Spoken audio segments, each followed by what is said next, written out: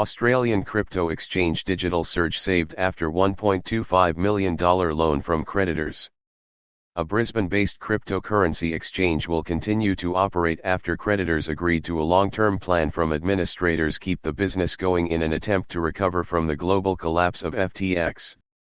Digital Surge went into administration in December last year as a result of the company having transferred $33 million worth of its assets to global platform FTX just 2 weeks before that company's spectacular collapse in November. Subscribe our YouTube channel and click our bell icon for new videos. Just 2 weeks before that company's spectacular collapse in November. In a report released last week by administrators Cordamenta, which is also handling the Australian administration of FTX, it was revealed Digital Surge had 22,545 customers with more than 1 cent in their account at the time the company went into administration. Some of the self-managed superfunds listed as creditors for the business had between $140,000 and $233,000 invested on the platform.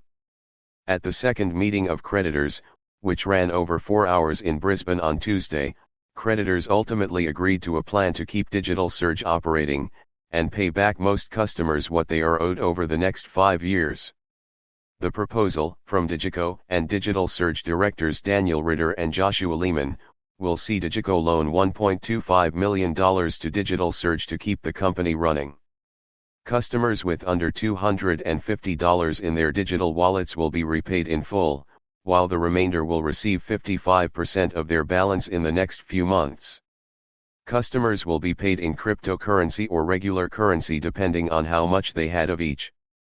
The rest will be paid back over the next 5 years in regular currency out of any quarterly profits Digital Surge makes. Any funds obtained from FTX's administration process will also be distributed to Digital Surge creditors from the administrators. All employees will retain employment with entitlements preserved. The administrators had recommended this option as it allowed the company to keep operating, and will result in a better return of funds for the creditors. The administration report reveals that between FTX going into bankruptcy on November 11, 2022, and Digital Surge's platform being suspended, $6.5 million was withdrawn from Digital Surge's platform, including more than $31,000 by 5 employees. While the administrators found that the directors had not breached any of their duties, questions were raised about the actions of one employee. The administrators found that an employee or someone acting on their behalf for their self-managed super fund, withdrew $1.6 million worth in Australian dollars and Bitcoin. The administrators said the unnamed employee confirmed he was aware that Digital Surge had exposure to FTX. They argued that the employee received a direct benefit over other creditors through the withdrawal based on that information, and it had a significant impact on the company's ability to repay customers in full. A lawyer for the employee told administrators that he was acting in good faith, and knowing that Digital Surge had exposure to FTX was not enough to infer that the employee had reason to suspect Digital Surge would become insolvent. The administrators disagreed on why Digital Surge signed up with FTX just weeks before the company's collapse. The creditors report reveals the directors held the view FTX was reputable due to their personal experience with using the platform, the venture capital firms behind FTX, the company's marketing, and because FTX held an Australian Financial Services Licence, AFSL.